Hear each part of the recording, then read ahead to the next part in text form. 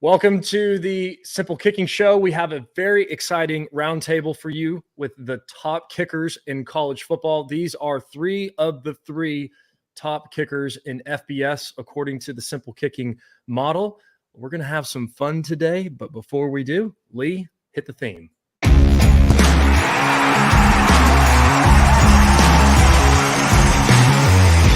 Welcome to Simple Kicking with your host, James Harrison. The 9th of December, we are almost closed out with 2022, and it's been a great year for field goal kicking. And here are the top three kickers in college football. We've got Gavin Baechle there at the top right out of UTEP, Joshua Karty on the bottom right from Stanford, and bottom left, Christopher Dunn, North Carolina State. If you've ever been around the Simple Kicking Show, you know how these things roll. We just hang out because the whole point is to give something to the kicking community that previously wasn't there before. And so we're going to jump right into this. Anybody can open it up and feel free to ask each other questions. I think the number one thing here is improvement. What was behind your improvement from this season that you didn't previously have in the 2021 outing? I'll go ahead. So kind of for me, my main thing I was working on this year was a lot more technique based, because last year, a lot of my kicks, I would kind of stick my plant and I wouldn't really skip through as much. And that caused a variety of balls that would be a little inconsistent from time to time. But this year, me and Coach Price, we really kind of focused on my skip. And that's kind of what led to everything being basically the same kick every single time. So like your intention of just, hey, I'm going to follow, is it like if you were to dumb that down for a kid who's just starting, how would you dumb that down? It was kind of like whenever I would approach the ball and whenever I'd have that step right before I kicked, I would kind of be like a tether ball pull, how it kind of just goes around. Sure. Instead of all my momentum going through the ball, it kind of was wrapping. So it was just kind of a thing that whenever I do explode through the ball, to make sure that the foot that's stuck in the ground kind of skips forward and has my momentum going forward instead of going side to side. There you go. Less moving pieces, simple swing, better ball. Josh, Okay. you have a really good follow through on. There was a cool picture. I'm like, man, that guy raises his leg pretty high. Thank you. Yes, I've been working on that for a really long time. Just kind of since I first started kicking in the first place, just trying to get that high finish at the target. But yeah, to answer that question, for me, like compared to last year, I think I've been working on a couple main things. The first is, well, part of the improvement comes from, I think, just experience. I switched from a 3-step field goal to a 2 or a jab and 2 to just a firm 2-step when I got to college. And I feel like that really took, a couple of years to feel comfortable with. I think, definitely my freshman year and lots of my sophomore year, I kind of felt just a little bit of uncomfortable. Sorry, I have my cat here just wanted to join us for a little bit. Come on, kitty cat. She opened the door and welcomed herself in the room, but sorry about that. But yeah, I think I didn't really get comfortable with the 2-step field goal until kind of the beginning of the season. Yeah. So I think that definitely helped. But I think as far as a focus standpoint, I was just kind of in the perspective of, if you have like whatever swing you do have, if you have the same like track to the ball and you have like very few variables other than that, and you have the same swing every time, then the ball will be consistent in like wherever it goes. So just kind of focusing on my track to the ball and just having the same swing to like kind of out near my left hand. Let's hear what Coach Shaw had to say about that. We found a way to Josh Karty, a weapon for years. He's a weapon. Right? So what he did today is not surprise anybody. Were y'all able to hear that? Oh yeah. You're a weapon, dude. So it doesn't sound like the weapon came from some complex Stanford, engineering course that you might be taking. Nah. I think like all of us are weapons in here, and it's just kind of how consistent you can be is what makes you like the best weapon. Well, Chris, you got a consistent year, dude. Yeah, I appreciate it. I'd say the biggest difference for me, the biggest adjustment that I made wasn't so much as a physical change like the last two, but more so of a mental change that I had is that, I had a few games last year that I wish I could get back, but I feel like that's been part of my story on just changing my mindset and how I approach each kick, how I've approached my off season, and really just my whole attitude towards football in general. I feel like there's a lot of ups and downs. And as a college athlete, you're getting up early, you're going to treatment, you're going to meetings, you have practice, you go to class, you've got homework, exams. I mean, there's a lot more to being a college athlete than just going and kicking on Saturdays. So the biggest thing that I learned was just being as grateful and as positive every day and enjoying every minute I have left in Raleigh.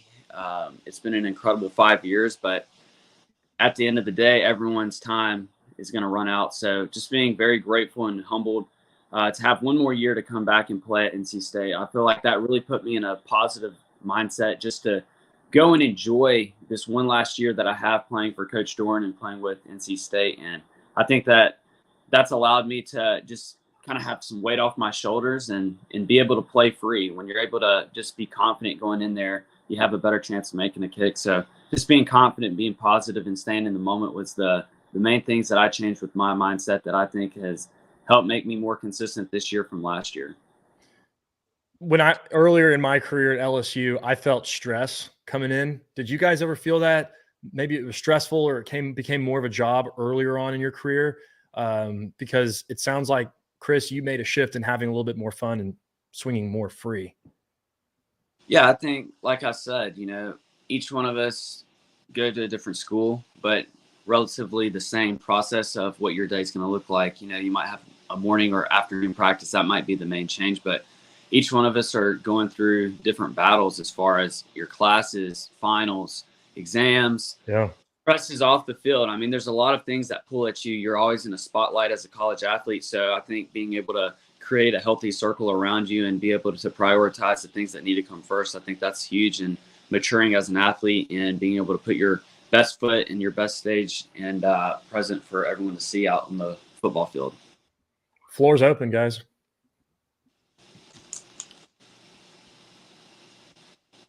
Yeah. So I guess kind of whenever I first started out, it did feel like a lot of pressure. Whenever I was like a sophomore and a junior, I feel like there was a lot of pressure because I was like, okay, no one really knows me. It's my first and second year. Like, I need to perform as well that I can.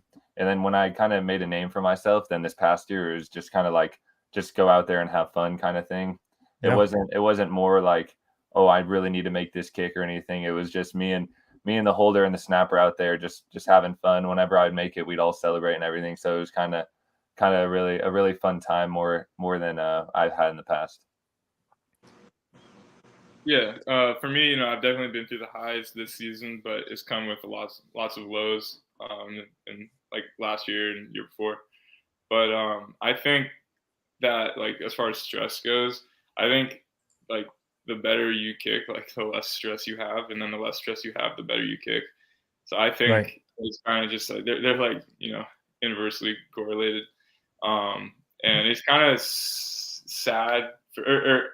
I think you can definitely like break it apart and try and find ways to separate your performance from your like stress levels, because I think that would be the most ideal. But I do think that I have fallen into the trap before of like getting more stressed because I'm not playing well. So I'm always trying to work on that and just kind of keep a level head no matter like how well or poor I'm performing. Sounds pretty boring, dude. To be honest, I mean, it comes down to this is a simple, repeatable, fun, free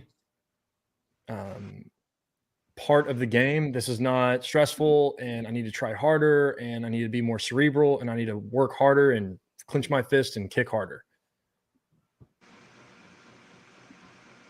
Yeah, I'd agree.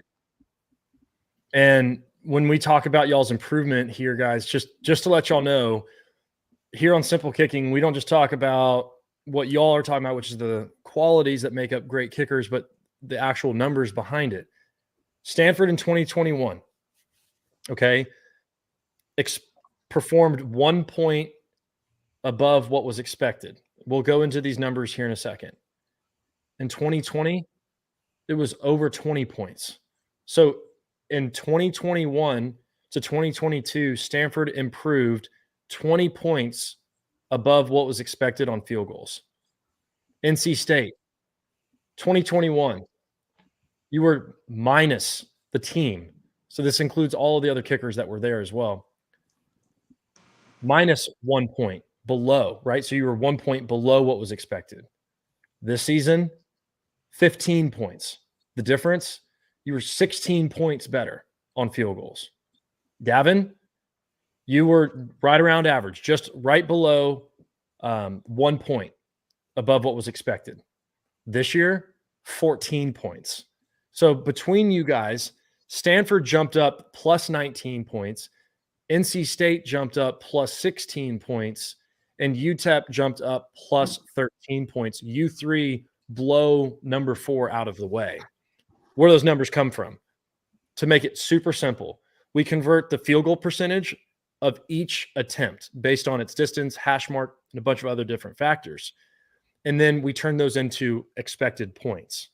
So a 60-yard kick, or excuse me, called a 47-yard kick from the left hash, say that has a 60% chance of making it. The expected points is 1.8 points. And if you make it, you scored 3, you're expected to make 1.8. Again, that was 3 times 0.6 to get you 1.8. You were 1.2 points above what was expected, right? And you add that up for all of the kicks. Because field goal percentage, does that tell the whole story? No. Right? So we're taking into the difficulty of your kicks. The bottom line, guys, not you guys improved, your field goal percentage jumped, but it's the difficulty of the kicks that you made. Was 20 points better basically at Stanford, 16 points better at NC State, and 14 points at UTEP. Guys, what you're talking about here, what every kid can do, like input of what you're talking about. Hey, Gavin says, I can just focus on one part of my swing. Joshua, you're talking about keeping things, simple, staying level-headed. Yes, there's highs. Yes, there's lows. Christopher, you're talking about just being grateful to be there. And the output is remarkable.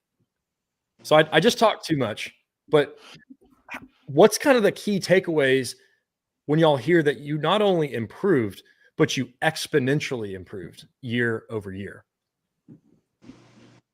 I mean, kind of starting out, I guess, is a kicker you can always kind of be like, I expected this from myself.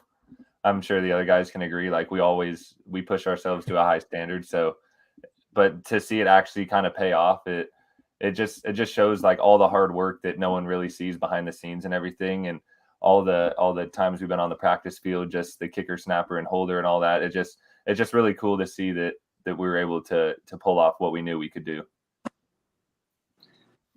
Yeah. To me, it says like, don't like, you can overcome like one season, like your next season can be better than like anything you've done before.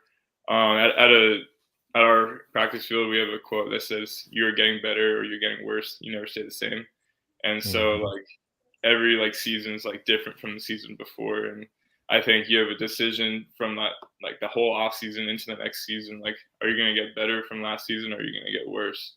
And, as Gavin mentioned, like it's all the work that all three of us put, like when no one's watching and in the entire off season, when probably a lot of other dudes are cozying up, feeling like comfortable where they're at. So in a weird way, I'm trying to throw this on here, but it's not perfect. Here's your every single ball that you kick this season, right, Joshua? Your average ball crossed within 2 feet of the middle. That's a lot of green, dude. Yeah, the green is any ball that's right down the middle, down the pro post, which is a product I developed. Blue is anything outside of that, but still good, and red is no good. And then the numbers down here reflect each one of your attempts. Yeah, I'd say that's due a lot to my coach, Coach Alomar. Like in a lot of the field goal periods we have at practices, it's not like, how many of the 5 or 6 kicks can you make? It's how many of the 5 or 6 kicks are like perfect. And so he pushes me a lot to not accept like a miss hit that still goes in, but try and have a perfect rep every time. And Gavin Baechle, 2 feet 9 inches from the middle. Your only miss was a 41-yarder early on, and then a 52-yarder late in the season. Yeah, it's kind of funny because I missed my very first kick and my very last kick. Went 22 straight, but yeah, I mean, a lot of the stuff that we did during practice was kind of, as Josh said, it was more not necessarily trying to, or obviously making it, but it was more about the like where it went in. So if it was kind of like I hit a little right middle, then Coach Price would be like, okay, yes, it went in, but what can we do to get that ball down the middle? And then we would kind of talk about it a little bit. And then the next kick, oh, you hit this one a little left. Okay, so maybe we're overcompensating. So go back to your first kick, but kind of make sure that you don't try to pull this one left again. And Chris, you're ranked first overall from kicks between 25 and 29 yards since 2018, and you rank second overall amongst all college kickers from 45 to 49 yards since 2018. Here's your spray chart. Yeah, it's just, early on in the year, I think I had 10 attempts, and 8 of the 10 were from 40 and longer. And then, as we kind of got into conference play, I continued hitting a few long kicks, but most of them transitioned into the 25 to 41-yard range. And we either scored touchdowns or kind of stalled out in the red zone. So it's cool kind of getting to see a shift in where your attempts come from through the season. But just going off of what these two guys just said is that one thing that I wish I would have learned earlier and applied was I heard a quote this summer is that everyone's working hard. Everyone's doing the same things that you are. So what are you doing to separate yourselves from other people? You're like Josh said, you're either getting better or you're getting worse. You're never staying the same. You're never in the same moment. So one thing that I've really dedicated to each day is that the little things are easy to do, but they're even easier not to do. So, when it's 9 o'clock at night and you haven't stretched, are you going to put 15, 20 minutes aside to go stretch? Are you, going to cut the tea or the soda out, just drink the water, do the things that are going to hydrate you, get you ready for the next day? Are you doing stuff in the treatment room? Are you preparing for an exam? Are you doing things to set you up to be successful that are easy to do, but you might not do just because you feel like you don't want to do them for the day? So I feel like being elite means doing the little things when people aren't watching, doing the little things to set you up with confidence to go out and make your kicks when the lights are the brightest. Well, the lights are not bright when y'all are at practice. Gavin, you hit on it.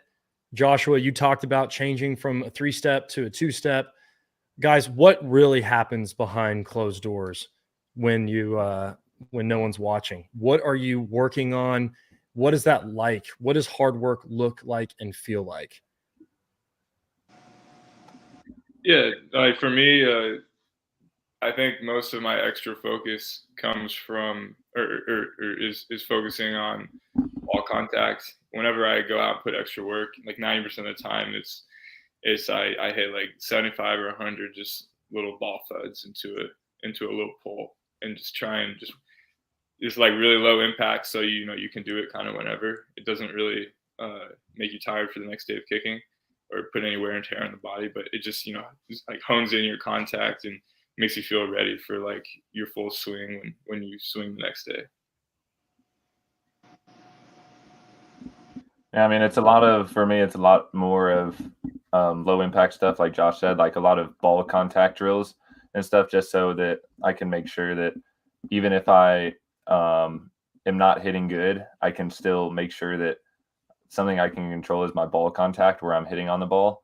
So it's kind of like, okay, my leg may be sore, or I may only be able to hit within 45 today because of a workout or of stress or of like an injury or something. So it's just kind of like, okay, I'm gonna swing nice and easy and just work on ball contact and make sure that the ball's rotation, everything is how I want it, and make sure that there's just continue to go straight and everything.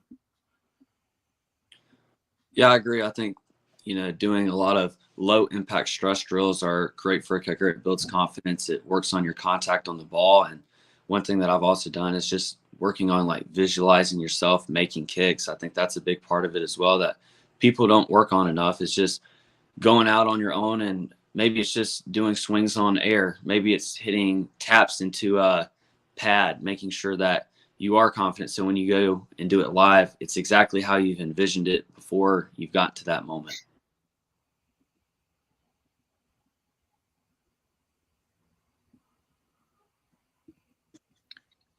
Sorry, I can't hear you. Yeah, I think we need it. Sorry, this is the goal that I'm talking about. Like when you have the behind the scenes, when the door is closed and y'all are in the indoor facility and nobody's watching. That's the kind of stuff that goes into these massive jumps. It doesn't, not one of these has come from you guys saying, look, I tried to kick harder, or when I went out there, I was focusing on hitting these long 50+ yard bombs. None of that has come out of y'all's mouths. And so for the young kickers, in a very short, brief answer, what's one thing that you now know from experience and knowledge that you could impart on a young guy that's watching this right now?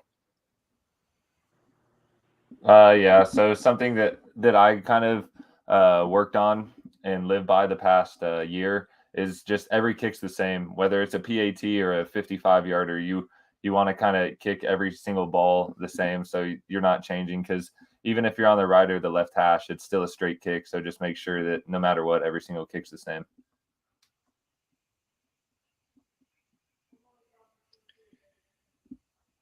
Chris, you want to go? I'm still thinking.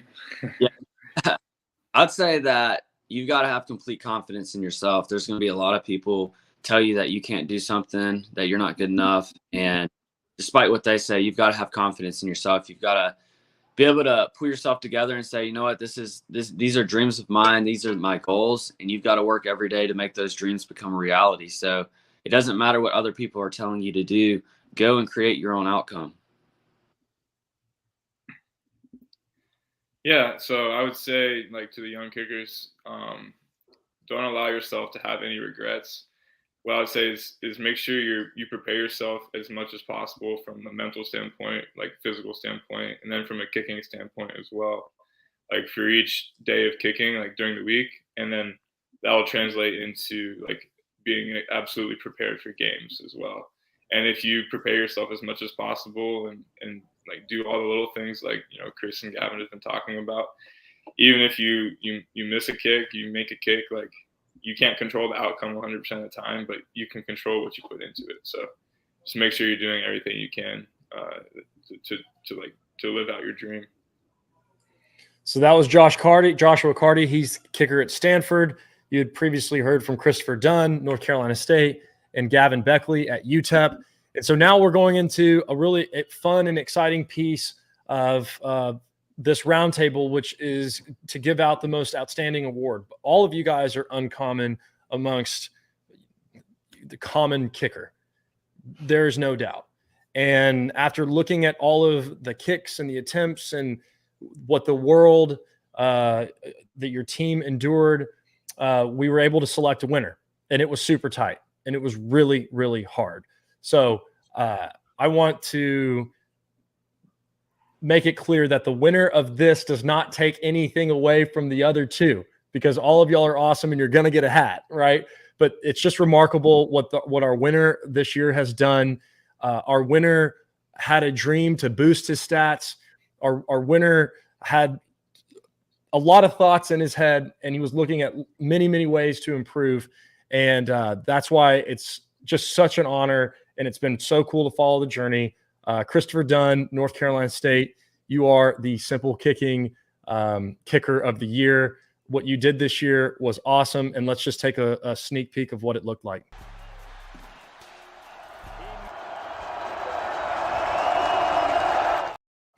those 2 kicks, man, what you did was remarkable. Congrats. This is so incredibly awesome. And I know that you also got a piece of hardware last night. Take it away, brother. I appreciate it. No, I remember coming back to you in January and saying, hey, I'd love to get these this software. I'd love to get these Pro Post and Go Post over at NC State. And I remember telling you back then, I think you still have the interview of saying, you know, if I had these, it would boost my confidence and boost my stats. And ever since I've got those this summer, it's done exactly that. You know, I can't thank you enough for working with me and working with NC State for helping us get this together. Like you said, from where I was last year to where I am this year, this has played a big part in making me successful and making me confident and just being able to go out there and have fun this year. So I can't thank you enough as well for providing me with this equipment and helping me get to where I want to be.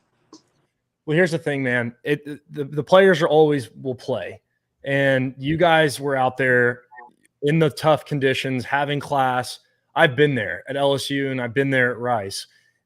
But it's all about what you guys did.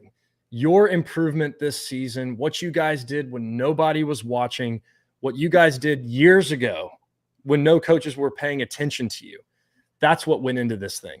Chris, I want to play that clip from that I had earlier. What does it take to be the top kicker in college football?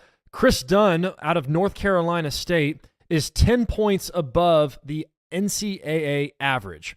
This summer, he trained on the Go Post set at 6 feet 8 inches wide, and the tight patterns and the close cluster is 3 feet 6 inches to the middle. So it sounds like what you did during practice, which was training.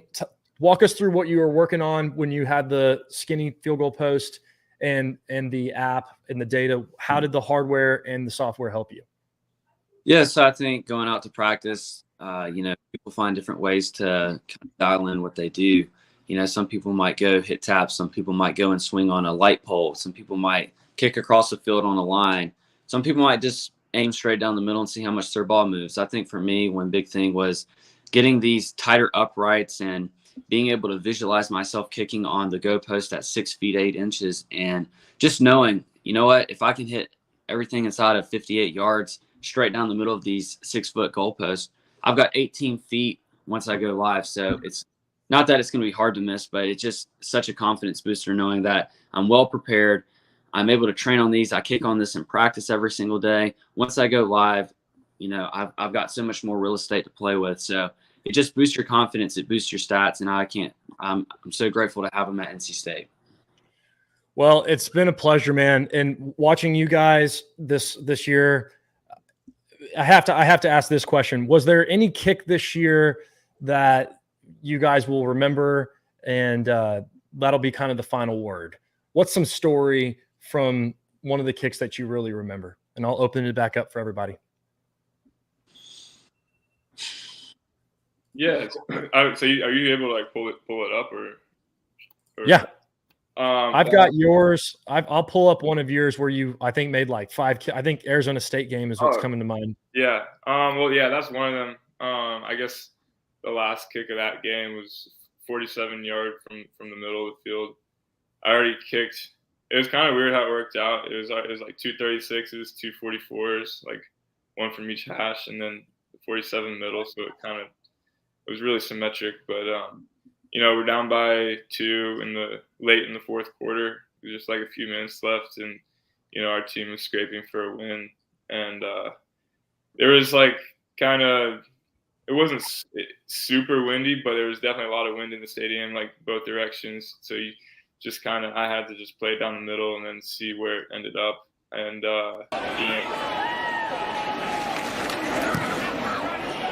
And Karty's kick is pure. Punter. Clean operation. And 3 more. There's another 44-yard try from the left hash. Out of the hold of Ryan Sanborn. The reigning Pac-12 Special Teams Player of the Week has been Money. 2-point game from 47 for the lead. No doubt about it. That's incredible, man. Thank you. Chris, what about you? Any kicks that come to mind? Yeah, I got a quick question for Josh there real quick. Did your back hurt after this game? Absolutely carrying. Not quite. Almost. Not quite. Appreciate it.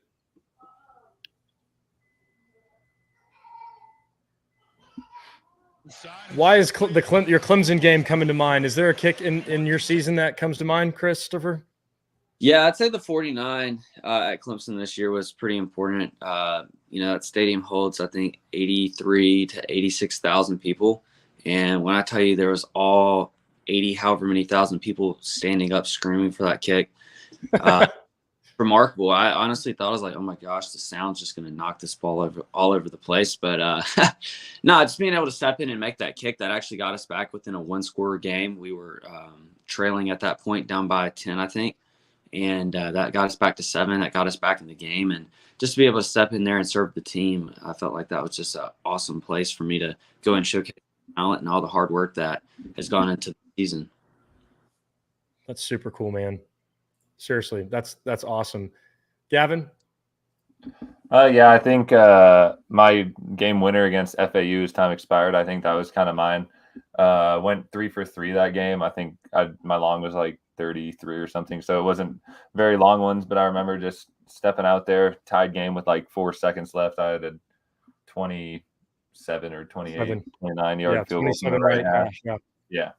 And I remember just stepping out there, and they had a timeout, so I kind of knew that they were going to call a timeout, but I told them just no matter what, just to like snap it, because it was, as you can tell, it's super, super windy going there, so it was kind of a little nerve-wracking for that. So yeah, I have no idea what that was, but it just came to mind as I was running. I was just super excited to get this for the team, because I think at that point we were back to 500, and so it was a big deal, and we hadn't beat FAU since I've been there, so it was just really cool. And that was my first ever game-winning field goal, so it was just all the emotions kind of came to me. And before it stepped out, almost broke free. Yeah, I love that. I might have to try that next time. And the touchdown run. Looking over the middle, delivers a strike right down the seam, and it's flagged. It was broken up there by R.J. Mickens. Delivers across the middle, just couldn't connect with. And again, buys. Running out, possible second. One air Thomas, very versatile. Chris, you know when this your kick actually happened in this game? Takes off. Could he get there with his legs? Spun out near the marker at the 40 by Trenton Simpson. Let's see where the spot is. All right, let's see here if I can pause this. Hold on. Sneaks it and makes it. Pretty easy call for Dave Doran. He's aggressive by nature, but the throw on first down launches downfield. That's Carter who's got it, and he's got a first and goal. A beautiful looping throw. They beat the safety Mukaba. The safety in the back is late coming over. I want you to keep. Is it coming up? I think so. I think we can't hear you.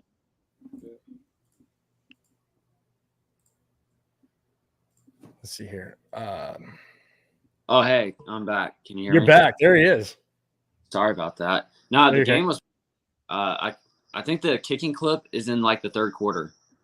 Okay, great. Sorry about that. No, you're fine. I'll see if I can pull that real quick, because I thought I could.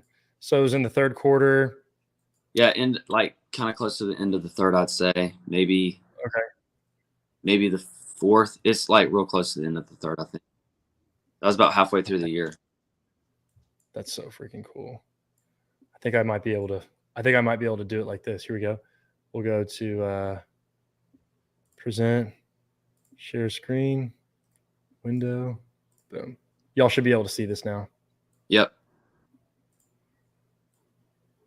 Let's see if it's going to play.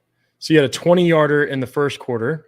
Yeah, it was like right or left upright, 20 yards. BT got a chip shot too. We end up making this one, and then we go down later in the second half and hit a 49.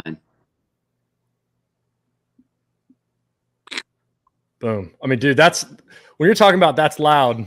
They've contained him so far, just 19 yards. Let's see if we can find it.